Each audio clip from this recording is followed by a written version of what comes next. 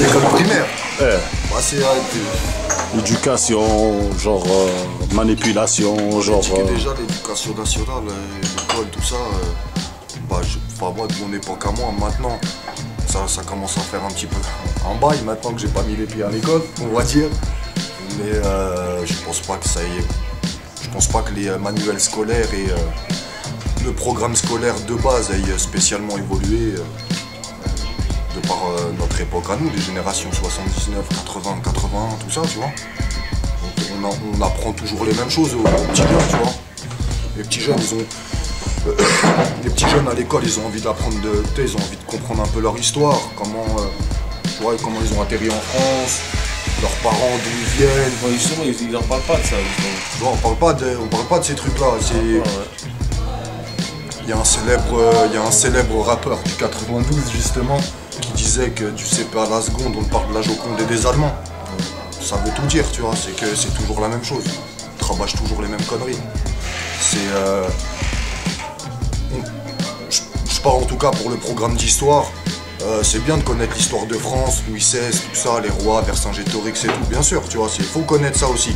Mais on a envie de connaître la guerre d'Algérie, les détails de la guerre d'Algérie, pourquoi il y a ce tabou autour de ce sujet-là, tu vois, pourquoi on est obligé d'avoir des gens de la communauté qui font un film comme Indigène par exemple, où on montre les vraies choses, tu vois, ce qui s'est passé, les premières lignes pendant la Seconde Guerre mondiale et tout ça, qu'ensuite des politiques réagissent et disent oui c'est une honte, les anciens combattants issus d'Afrique du Nord qui touchent pas les mêmes pensions que les anciens combattants français de souche, tu vois. C'est un peu... nous c'est ces trucs là, enfin moi personnellement c'est ces trucs là qui m'intéressent. Je pense, tu vois, refait, tu vois, par rapport à... En plus, si tu compares la communauté algérienne en France, il y en a beaucoup quand même des Algériens. On va pas parler de la guerre d'Algérie, hein. Ouais.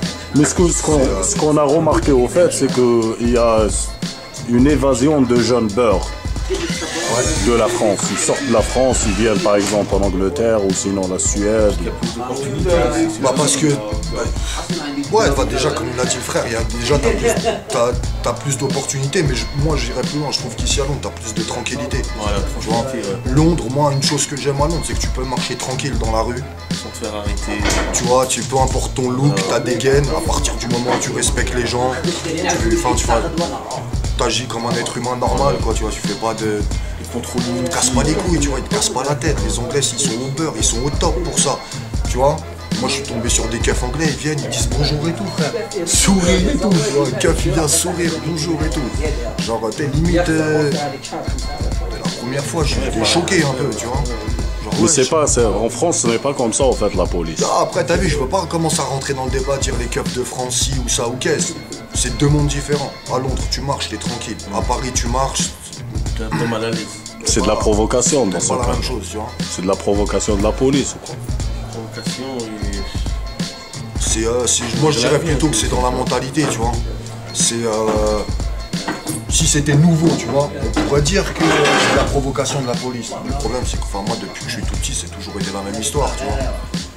C'est arrêter à 13 ans, déjà ton premier contrôle, ils arrivent comme des cow-boys, keufs de là-bas qui sont là, t'as 13 ans, plaqués au sol, braqués.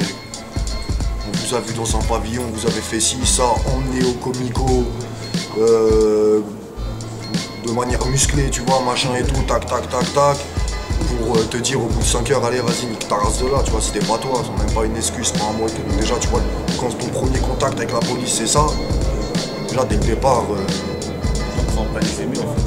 Tu vois, dès le départ, ça commence mal. Après, comme je te dis, c'est... moi je te parle, c'est mon point de vue à moi, j'ai 30 ans.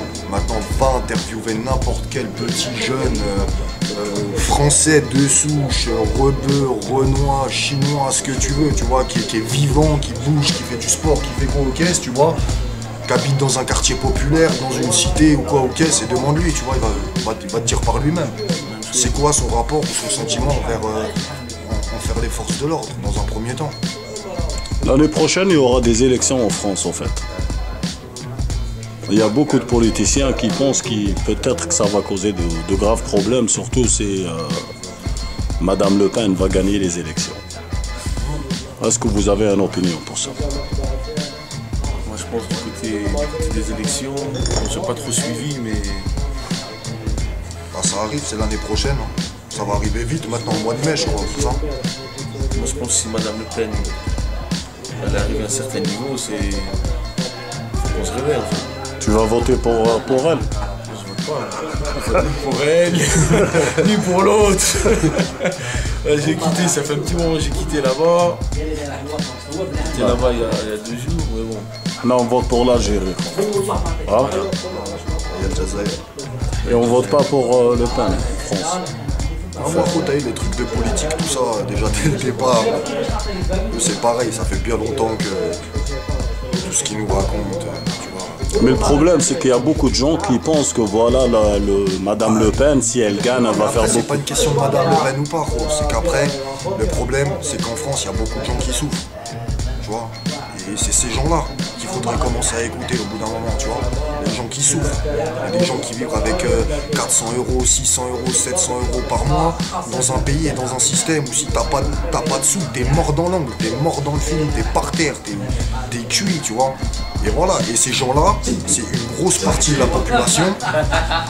Même les gens de ce qu'on pouvait appeler gens soi-disant la classe moyenne et tout ça, machin, des gens, tu vois, qui avaient une situation financière pas spécialement confortable, mais qui s'en sortent, tu vois, alhamdoulilah, qui manquent de rien et tout machin. Au jour d'aujourd'hui, ils sont là, ils sont à la gorge. Tu vois, t'as des parents, ils sont là, ils se regardent, ils ont travaillé toute leur vie, ils arrivent à des âges, ils se disent encore c'est pas sûr, ils voient leurs enfants.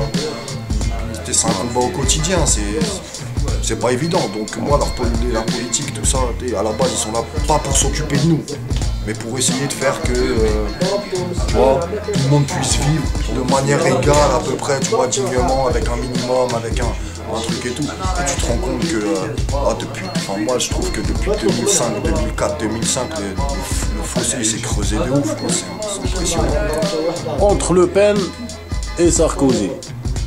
Ni l'un ni l'autre. Moi je pense que c'est les mêmes idées, C'est Le la Pen même et Sarkozy, idée. c'est la même. Pour être vulgaire, c'est la même merde. C'est les mêmes idées, mais expliquées Sincèrement. un peu différemment, mais c'est les mêmes. Bah, de toute façon, Sarkozy, tu vois, pour faire vite et simple, voilà. Sarkozy, au bout d'un moment, tu peux pas aller. C'est le président de la République. C'est une certaine stature, tu vois, c'est pas. Le mec, c'est pas. Avec tout le respect que j'ai pour les boulangers, c'est pas le boulanger du coin, tu vois. C'est le président de la France. Dire le mec, déjà, c'est. Voilà, dès le départ. Maintenant, le mec, il est pas tombé il est pas sorti d'un buisson, tu vois, il était pas caché dans une fougère, ça, lui, c'est mort. Il a été élu. Il y a des gens qui ont voté pour lui, qui l'ont mis en position d'être président.